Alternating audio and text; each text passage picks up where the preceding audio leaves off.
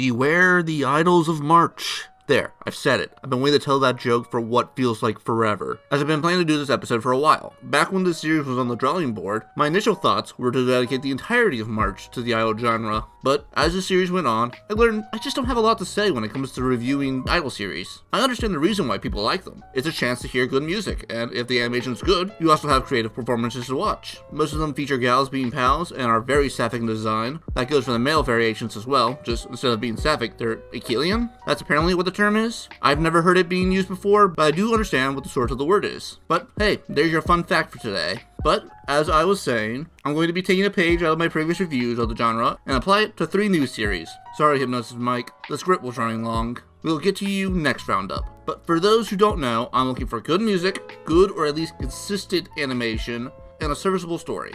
Let's start with probably the most popular of the 3, Love Live! Nijisaki High School Idol Club. But since this is a Love Live series, I want to preface this that this is just not my genre, so if you think I'm underrating this series or any of the other series, that is fair. But this series is good. While its songs don't blow my mind, they're alright. The performances are well animated and the variety of styles help keep them fresh. I also like all the background work for them as well. What I'm most impressed with is the development of the character relations. Not all 9 of these girls are very deep, but the time was spent to differ them by how they talk and act around others. Each one has 1 or 2 that they're very close to, but there are differences in their relations with the others. Some are more willing to put it out with Kasumi's shenanigans. Some see Karen and Setsuo as mentors, and these examples go on. But most of the series is spent giving each girl a solo episode to establish themselves and their relations with the others in the group.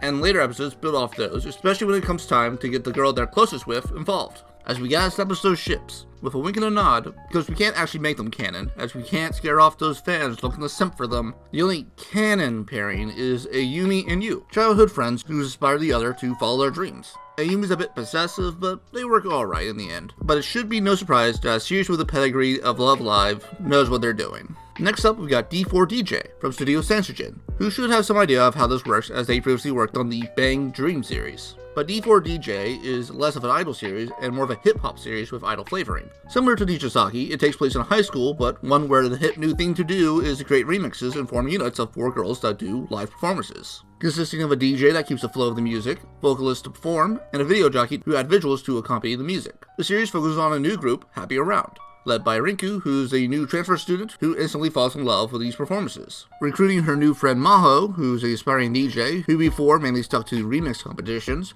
childhood friend Mooney, whose art background helps her as a video jockey. Lastly, there's Ray, a pianist who helps come up with the melodies to Ray's remixes, as well as provide additional vocals. The series shows them growing as friends, incorporating new techniques and styles into their performances, as well as interact with the 2 rival units, Biki Piki and Photon Maiden. Biki is a strong rival, the Nekoma to their Karasuno, for those familiar with Haikyuu, while Photon is more of your Fukurodani, if we're sticking with the Haikyuu references. So we get the establishment of the competition these units will compete in, but that will probably be expanded upon if they get a second season. But the season establishes the group and the characters, and the music is alright. The only thing that might turn people off is the animation, as it doesn't use a traditional style. So while some of the background characters don't look great, the series is at least consistent with this style, and that's enough for me. The last one for today is Dropout Idol Fruit Tart. Dropout is about a group of last chance girls being put together to form an idol group for a TV show, so they can pay off a comically big loan. Only one of them has actual idol experience, and the others are just unpopular actors or musicians that have baggage, like a child actor that still looks like a child, or a model that's overly modest.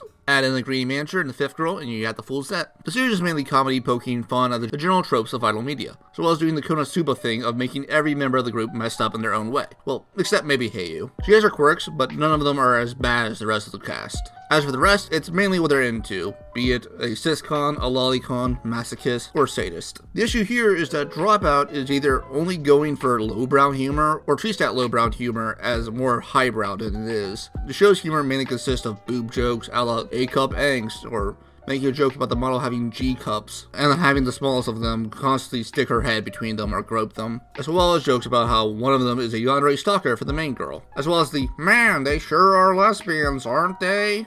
Like, I understand what you're going for, but it just doesn't work for me. Like, just pointing out these overused tropes for idols and being like, haha, idols, am I right? That simply just doesn't leave me in stitches. Add in the giant amount of fan service, and you got a series that doesn't understand that saying you're doing things ironically doesn't in fact make it ironic. The only thing this series has is its few musical numbers. They're fine. They're at least consistent in animation, even though they rely on freeze frame shots. I just feel that there are better idol series, and as comedy isn't anything worthwhile. Also, marathoning this was a really bad decision. You only hear boob jokes for so long before it makes you a very dull boy. So while the occasional musical numbers are alright, everything around it makes this a hard pass for me. So if you're looking for a new idol series, or looking to try one, D4DJ and Nijisaki should provide a good time. Pretty wholesome and should meet expectations. But that should do it for this roundup. Thanks for watching.